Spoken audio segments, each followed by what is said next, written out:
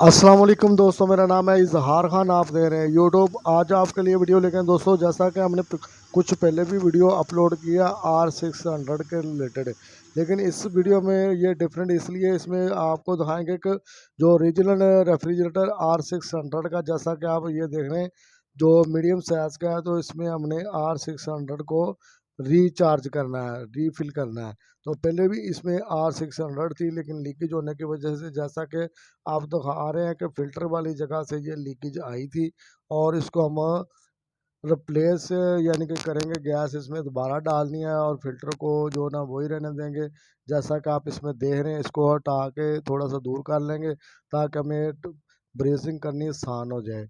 तो दोस्तों, इससे पहले कि डिटेल की तरफ जाएं, आपसे एक छोटी सी रिक्वेस्ट है, इस चैनल पे नए हैं तो सब्सक्राइब ज़रूर कर लें और बेल के बटन को ऑल नोटिफिकेशन पे ऑन कर लें।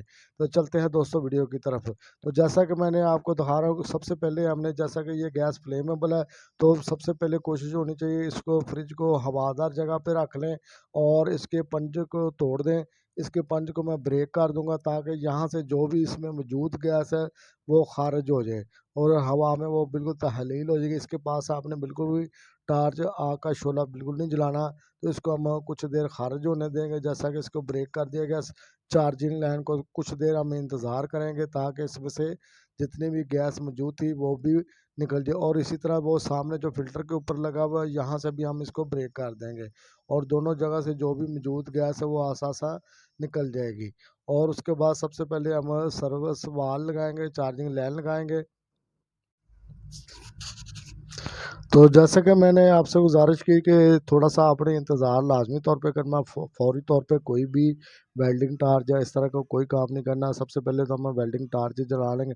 जैसा कि मैं आपको दिखा रहा हूँ कि कपड़ा वगैरह गीला करके अपने पास रखें और पानी की बोतल या कोई ना कोई पानी का बर्तन भी आप अपने पास इसके टार्च के इधर काम के दौरान साथ रखें ताकि कभी ज़रूरत पड़े, शोला वगैरह उठे तो आप फ़ौरी तौर पे उसको कवर कर सकें।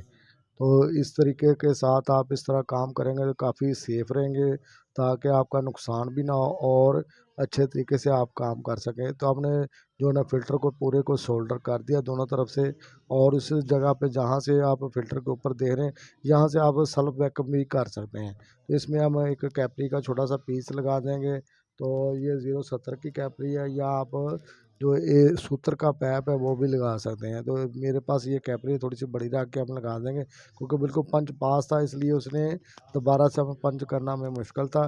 तो इसको हम सोल्डर करके, तो जो इसके अंदर कंप्रेसर लगा हुआ रेफ्रिजरेटर, इसी को ऑन कर लेंगे। बेसिकली मेन टॉपिक तो हमारा ये था कि हमने इसको रीफ़िल करने का तरीका कार क्या होता है और किस एहतियात के साथ आपने इसको रीफ़िल करना R600 को। और इसी तरह R32 है, इसको भी इसी तरीके से करना है कि जो भी मौजूद गैस है, लीकेज अगर आपने आउटडोर की करनी है तो उसमें लाजमी तौर पे पहले सारी उस गैस को खारिज कर दें। तो इसी तरह इसमें भी जो मौजूद गैस है उसको आपने पूरे तरीके से खारिज कर लेना, इंतज़ार करना कुछ देर के लिए इसमें, क्योंकि फ्रिज में इतनी भी ज़्यादा मकदार नहीं होती, 50-60 ग्राम 70 ग्राम। तो दोस्तों, इसमें ज़्यादा से ज़्यादा 100 ग्राम के करीब होती है, तो इसलिए इतना ज़्यादा जो ना ज़रूरत नहीं होती। तो अभी हम इसको जो कंप्रेसर को ऑन कर देंगे और सारा जो ना यहाँ से जितनी भी मौजूद इसमें गैस और हवा यहाँ से बिल्कुल खारिज हो जाएगी। उसके बाद हमने इसको सोल्डर कर देना, जो हमने पीस लगाया है इसको एंड करके। तो हम दूसरे वैक्यूम के साथ भी इसको कुछ देर के लिए वैक्यूम कर देंगे ताकि जितनी भी मौजूद अगर एयर इसमें मौजूद है तो वो बिल्कुल खारिज हो जाएगी, क्योंकि R600 को हाई वैक्यूम चाहिए। R22 या R3134 है तो उसमें तो थोड़ा सा वैक्यूम कम भी हो तो चल जाता है। तो ये लाजमी तौर पे आपने वैक्यूम का लाजमी ख्याल रखना, वैक्यूम 2 से 3 मरतबा लाजमी तौर पे कर। तो ये सारी डिटेल इस पे लिखी हुई है कि कितनी गैस इसमें डलनी है। R600 है और इसका तो वेट भी है 50 ग्राम के करीब इसमें लिखी है, प्लस 2 ग्राम के करीब ऊपर नीचे आप इसको डाल सकते हैं, जैसा कि इसमें देखा हुआ लिखा हुआ आपको नज़र आ रहा होगा। तो बाद में वो एक्स्ट्रा भी डल जाती है क्योंकि ऑयल वगैरह ऊपर चले जाता है।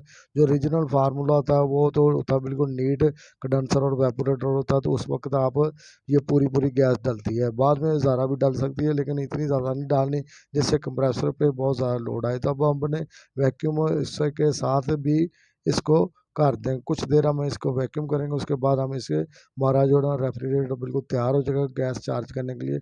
और हमने इसमें गैस चार्ज करके इसको चला दिया और लाइट काफ़ी बार-बार आ जा रही थी।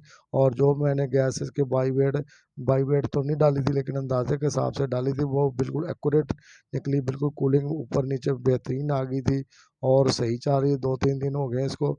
तो उम्मीद करते हैं दोस्तों ये वीडियो आपको अच्छी लगे तो लाइक ज़रूर करें, शेयर करें, तसल्ली कर लें, इंतज़ार करें थोड़ी देर। जितने आपको फ्रिज को आराम-आराम से गैस चार्ज करेंगे तो उतना ज़्यादा आपकी बचत भी होगी, फ़ायदा भी होगा।